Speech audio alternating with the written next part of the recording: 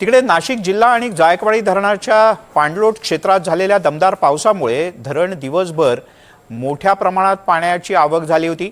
अवघ्या 8 तासांमध्ये धरणाच्या पाणीसाठ्यात 1% वाढ झाली आणि त्यामुळे पाणीसाठा आता वाढतोय।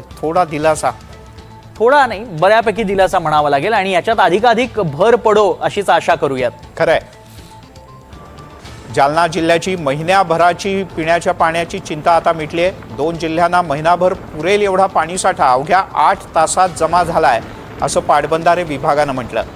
खरं तर पावसाळा सुरू झाला ना त्यावेळची दृश्य NDTV मराठीनं दाखवली होती आणि इथली थेट जमीन दिसत होती तन्मय। अगदी, आणि इथून परिस्थिती आपण सर्व प्रेक्षकांना दाखवली होती। आज तेच धरण पाण्यानं भरलेलं पाहायला मिळतं, त्यामुळे खरंच दिलासादायक अशी दृश्य म्हणावी लागतील। बाकी आता नाशिकमधनं नाशिकमध्ये जाऊयात। नाशिकात 2 दिवस मुसळधार पाऊस बरसतोय आणि त्यामुळे अर्थातच धरणं तुडुंब भरली आहेत। नाशिक जिल्ह्याला उपयुक्त पाणीसाठा 48% पोहोचलाय। 24 पैकी 15 धरणांमध्ये पाणीसाठ्यात मोठी वाढ झाल्याचं पाहायला मिळतंय। भावलीमध्ये 88, दारणामध्ये 53.67, पुणेगावमध्ये 49, हरणबारी हे सुद्धा एक महत्त्वाचं धरण 77.96, केळझरमध्ये 65, पालखेडमध्ये 53 धरणाचे आकडे हे खूपच दिलासादायक आहेत। गंगापूर सगळ्यात महत्त्वाचं धरण गंगापूर धरण ते देखील 70% भरलंय। गेल्याच आठवड्यात गंगापूर धरणानं तळ गाठला होता आणि त्याचीही दृश्य NDTV मराठीनं तुम्हाला दाखवली होती। आज तेच गंगापूर धरण 70%च्याही वर भरलंय। खरंच दिलासादायक आहे आणि हा दिलासा याकरता महत्त्वाचा आहे तो का त्याचा आढावा घेतलाय आमच्या प्रतिनिधीनं, पाहूया। नाशिकमध्ये 4 दिवस पावसाची संततधार सुरू होती। यासोबतच 2 दिवसांपूर्वी मुसळधार असा पाऊस झाला। एकट्या नाशिक शहरातच 120 मिलीमीटर पाऊस हा कोसळला होता।